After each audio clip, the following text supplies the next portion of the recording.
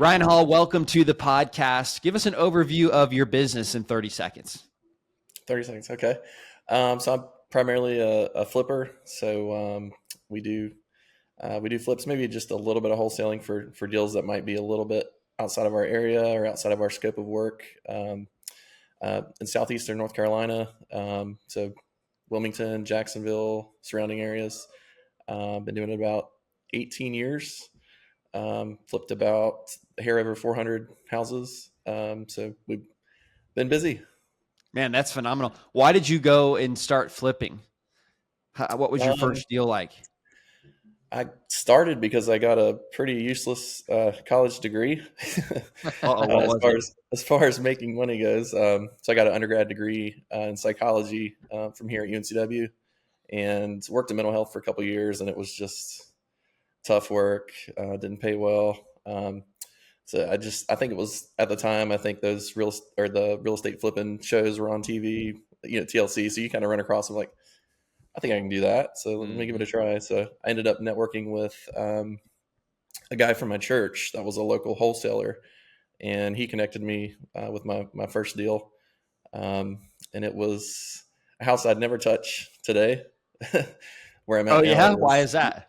It was a really old 3-bedroom, 1-bath, 50s brick ranch that sat maybe like 20 feet off a highway. So it was just terrible. It ended up working out all right, and I learned a lot on that first one, but definitely not something I'd take on today. Got it. Yeah, I think kind of the same experience where the first deal, I probably wouldn't touch it today, but it was a great thing to learn from, and that was the most important part. Oh yeah. It took me, I think I spent about close to a year actually on the rehab, because I tried to do everything myself. Oh, okay. But in that process, learned a lot. Obviously, I kind of equate it to in elementary school. They teach you how to do long division on paper. So you're doing everything, learning how everything works before they hand you a calculator later on. And it's like, well, why didn't I just have the calculator from the beginning? Once you figure out what you're good at and what you're not good at, definitely delegating things out tends to work much better every time. But it's good to learn the hard way early on. I did the electrical in my first house, but I was really happy I did that. I really like to be kind of like a self-aware manager. And I feel like the best way to be aware is to have experience doing the work, right? Doing what you're asking other people to do. Kind of helps you understand if they're pulling your leg, or maybe it helps you be empathetic for how difficult it actually is in the heat and stuff. So that's cool though. What was your second deal? I think my second deal, this could have been my third just because it's been so long. Second deal was in Wilmington, was in like a retirement community. They were kind of like these small 2-bedroom little patio homes meant for retirees, more or less. So it was smaller than the first one, which helped for just the ease of the rehab. I still did a lot myself on that one, but pick and choose a few different things that I could delegate out that maybe cost me a little more money, but got done a whole lot quicker. I think that rehab maybe only took me 3 months or so. So a much quicker deal than the previous one for sure. Yes. And time is of the essence when you're flipping homes, because, whether you're using someone else's money or your own money, it does have an actual cost, right? It's time where you own the property, you owe taxes, and you're not making any money. And if you are borrowing money, it's like, hey, that interest is adding up at 12% or whatever it might be. So totally get that. What were some of the first things that you decided to farm out and have other people help you with on the contractor side? I learned that, especially so I grew up, you mentioned you did some electrical work in your first one. So I actually grew up working with my dad doing electrical work. So I was actually pretty competent, and I worked summers with him. He's an electrician. So, I would do all the fixtures and things myself, that kind of thing, fixtures and devices and stuff. So as far as I was not very good with woodwork, like trim and doors and that kind of thing. So I think that was one of the first things that I ended up farming out to someone. I found a good trim carpenter. Sounds pretty tedious. Yeah. I was up there on the first house. I had bought one of those little plastic miter boxes and like a handsaw, and I was trimming out the house. with like Jeez, a by little, hand. plastic miter with a little handsaw, and then and like putting in trim nails into everything with like a little nail set to hide the nails. Just totally backwards. But anyway, that was Where, the best thing early on I did. where did you end up finding those first two deals? So the first one, like I said, it was the wholesaler that I Yep. networked Yep. with that church. The second one, I believe, I think it was just a straight MLS property. I bought the second one. So I bought the first one in 2007, kind of maybe pre pre that big bubble that burst around then, and then 2009, I think, was the second one I bought. So that was kind of coming off the bubble. Things were really low. There was just more MLS deals kind of in that 2009 to 2014, 15 in our area, at least, Got that it. time frame. Yeah. So having flipped several hundred homes now, like where did you end up finding a bulk majority of those once you started to scale up? Yeah. So once I started to scale, obviously you can't really scale too high MLS, or at least the way I was doing it. I know there's some strategies now, but for us, we found a niche in the courthouse properties. So Mm. foreclosures, the courthouse steps, doing the bidding there. So that became our niche, pretty much from maybe 2011 all the way through the pandemic. So that really started to fall off with all the COVID moratoriums on foreclosures. That really killed us because we were so focused on courthouse foreclosures. Those moratoriums like just killed our volume. We were doing maybe 60, 70 a year, 2018, 2019, and then that dropped to like 20 in like 2020, 2021, because there was just no courthouse foreclosures to be had with the moratoriums going on. Is there a So lot of competition when you're going to the courthouse steps to do an auction? yeah, there is now. There wasn't when we got started. The competition really picked up, I would say 16, 17, 18 is when it Mhm. really started to get rough as far as competition goes. Up until that point, we pretty much had our run of if it went for Hit sale and them the all. numbers worked, we had it. It was golden. I miss those golden years, but it's definitely changed. And right now it's just it's so overblown. It's so crowded at the courthouse now. We rarely get a courthouse property anymore, just because there's just so crowded with investors. Mm. So we kind of made a switch once I had my builder's license, just to enable us to do bigger rehabs. And so because I have my contractor's license, when those COVID moratoriums hit, we kind of switched and started building spec houses as well to kind of uh, make up for what we were losing volume wise, where the profits were a lot bigger per house. There was a whole lot less houses, but on a spec house, we were buying lots in good neighborhoods, just infill lots, and building spec homes where profits were maybe like 4 or 5 times what we'd make on a flip. But you're doing only 5, 6, 7 of those a year. Yeah. Just kind of help make up the difference. So that's how we kind of pivoted. And then more recently, in the last couple of years, I started doing off market stuff, which is kind of, I guess, where you guys come in. We picked up working with DealMachine, doing a lot of direct mail and that. How did you find the infill lots before you did off market marketing? MLS, and Oh yeah, again, we people bought. just listen to them. Yeah, we bought lots in specific neighborhoods where with spec building, you really have to be careful, especially with infill lots, on where you're building, because building costs so much per foot that the resale has to justify how much how much it costs to build the house. Obviously, there's got to be a profit in there. So we made sure the profits worked, and we found a few neighborhoods where there was enough of a spread between what the lots were going for and what you could get on the back end of a spec build, where it just made financial sense. That's getting less and less now with the market being where it is. With lot prices going way up, it's harder to find those deals now.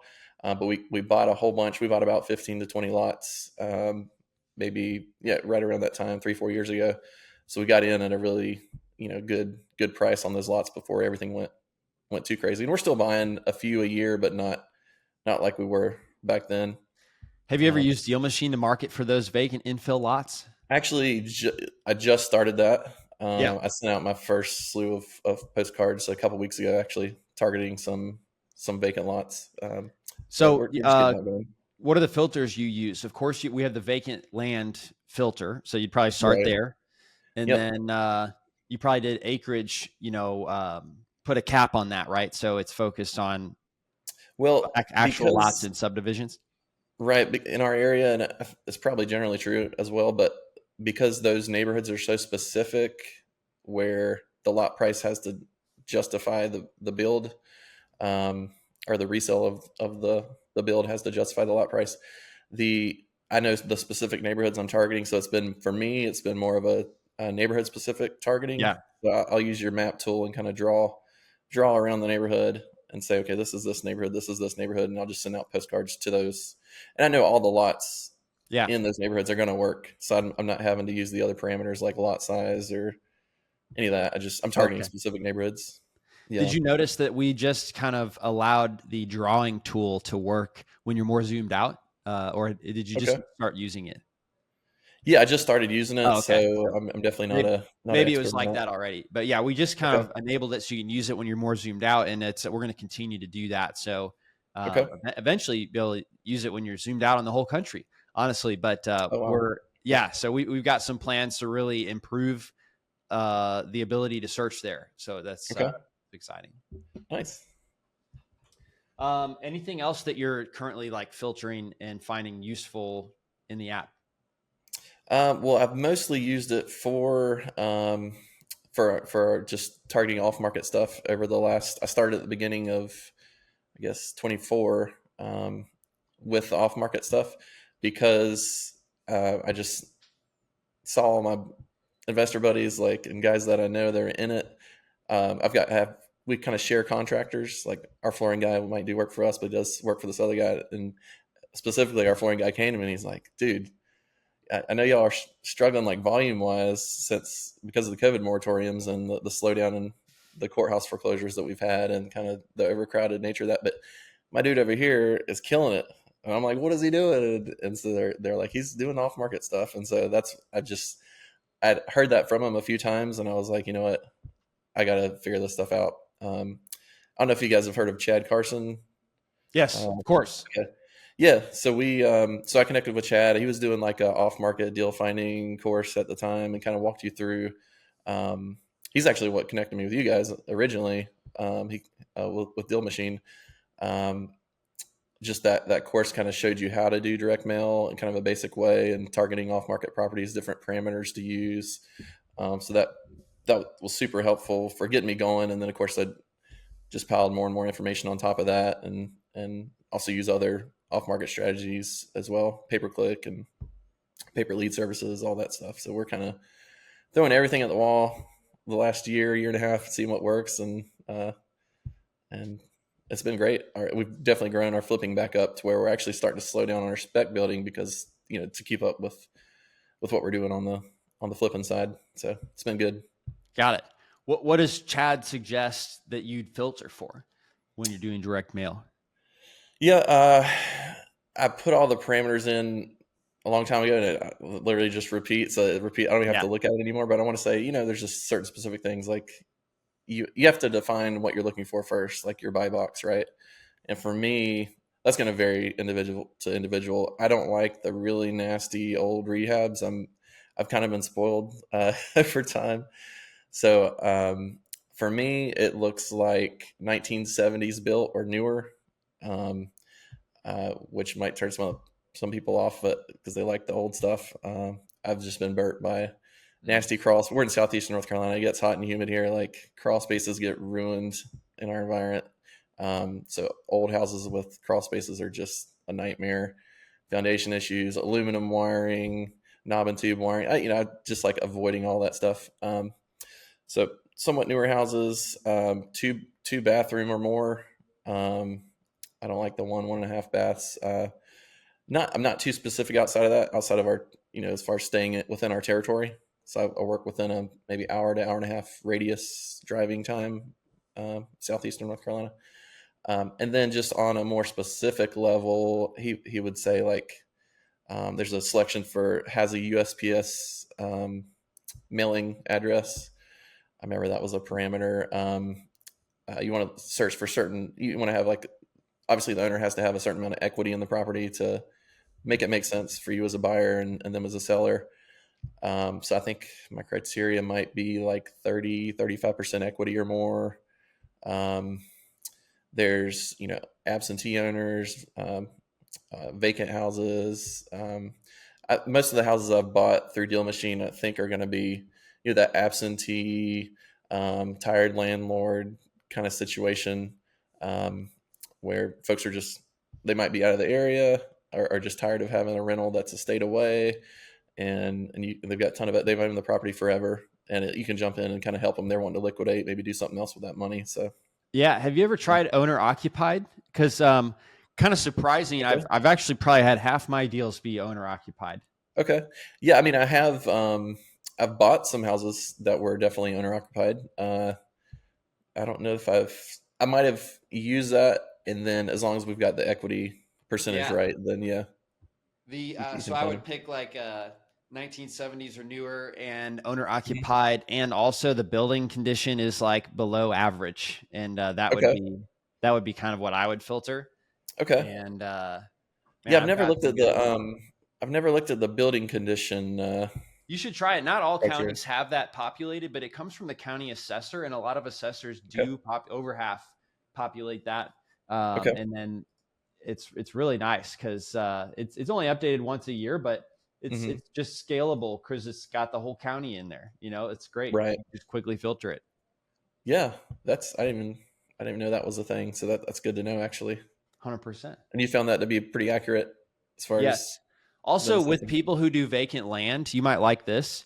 Okay. Is you do I know you're doing the specific subdivisions, but if you ever want to see if there's an opportunity to go wider, Hmm. you do the vacant land, and then you do municipal sewer. Yes, so that means it's on a street, not like a landlocked parcel Okay. somewhere else. You could do a max acreage size. I mean, if it's in a subdivision, it's probably going to be 3 acres or less. Right. Um, and then also age of the person is over 65. A lot of the people who flip land, like specifically, we've got a few users who they just wholesale land, so Okay. they're going nationwide with this type of thing. They just noticed that usually young people don't sell their land, but for land specifically, but Right. usually somebody who's older, kind of wanting to plan their estate for their family to inherit, but their family doesn't do real estate, so they don't want to just Right. give vacant land. They're the ones who more interested in selling it. Plus, they've owned it for decades, so they've had quite a lot of equity, and there's Yeah, room that to makes sense. grow. To sell it for a reasonable price. So Okay. that age filter is pretty powerful and highly populated. So that can be a great one too, is if you decide Yeah. if there's an opportunity you feel to go beyond just the specific subdivisions. Right. Nice. Yes, sir. Well, that's it. Yeah, those are a couple tips I had there. You might like this one too. I wonder if you've ever done a house that was on a double lot and you could split off the lot in your process, right? And build on the Yeah. second lot as well. Um, some of my people that have had really good success with that, because you can almost break even on the flip on the first one if you got a whole nother lot Right. to build on. For And free. with Yeah. you having your license, this is great. But so I actually created this ability in DealMachine to filter for those double lots, and Okay. I'll show you real quick if you are Yeah. interested. That would actually be great. I've never personally done that, but I've had friends that have um, Mm-hmm. found deals that way.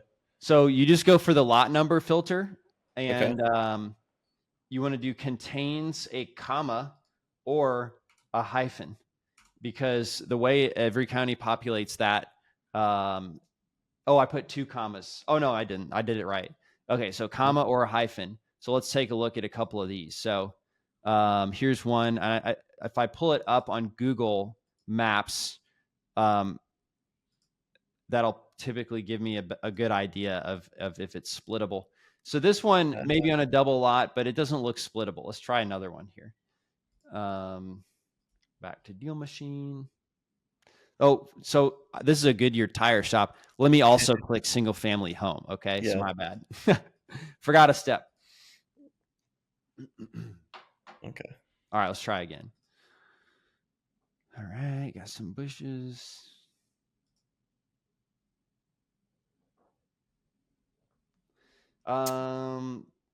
Nope. let's see. So if I go to land information, it's telling me it's on 49 and 50. But when I pulled up Google, it didn't really show me what I was hoping for. So let me try a couple more. Okay.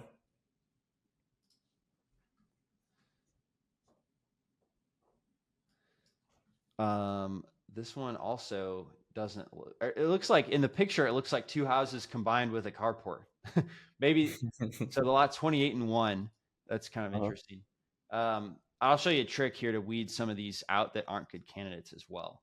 Okay. But I just wanted to show you one that, okay, finally, here's one where it's like there's a sliver lot here and it looks like this address owns both, right? It's combined. Right. Or you could just tell at least that's wider. That's what, or hold on, I'm not sharing the correct one. This one. Okay. Right. So you could tell like this is on a wider lot than most of the other houses near it. Right. So that's kind of what we're trying to target this one as well. So what I like to do to filter it out to double lot properties that actually kind of make sense and would be good candidates, what I would say lot size, acres is greater than 0.35. We're going to put a lot width in there as well, which would be great because then you can actually like plug in the exact width to make this easier. So there you go, 0.35. Let's check on a couple of these now. Man, I've never had such bad luck looking at random properties. Okay, here you go. This is a great one where it's definitely, it looks like you could definitely split that, right? Because it's definitely double wide. So this is exactly what we're looking for. So, and the 0.35 acres is just like a shot in the dark. It was just the total, size. So it's not perfect, but for somebody like yourself that can really reap a lot of like profit from doing a deal like this, I think using that filter is worth it. This house you could take houses that wouldn't traditionally be profitable, and then all of a sudden, it's profitable. Yeah, investment. That's the idea for sure. Yeah. There's another one. So anyway, as you can see, there's a little bit of fine tuning needed. Holy cow! Look how deep these lots are. That's crazy. Yeah. So you can see there's a little fine tuning needed, but with the ability to just filter for, houses that are literally on two lots, 44 and lot 1 here together. That's like your starting place. And so we've made that possible in the software. I just wanted to show you that. So cool. Anyway. Yeah, I'll definitely take a look at that. Well, cool. Ryan, thank you so much. Where can people find you on? Do you have Instagram, Facebook? I do. I've got all that. My website is coastalncashoffer.com. So they can find me there. And then of course I'm on all the major social networks as well. So Ryan Hall. Are there a lot of Ryan Halls out there? It seems like there could be. There's a few. I know one's a famous I think jiu-jitsu dude. I've seen him on the UFC. There actually there's a what's funny about that, my wife's name is Sarah. So Ryan and Sarah Hall. There's a famous, I guess, Olympic running team. They're both in the U.S. Olympics. Ryan and Sarah Hall. Oh wow! Yeah, nice. I would take credit for that. Yeah, it's not me though. Definitely not into running. Also, shout out to Chad Carson for introducing us through DealMachine, and he's got a book called The Small but Mighty Real Estate Investor, right? Yes, and he's really focused on like you don't need to have 1,000 doors to change your life, and you can do it with a small number of curated properties, and so that's great to hear. I'm also part of his RPM community. He's got a great resource there for folks that are looking for some guidance and direction and extra. Does that mean you're spinning your wheels fast, or what does RPM stand for? Rental property management. Oh, cool. Yeah.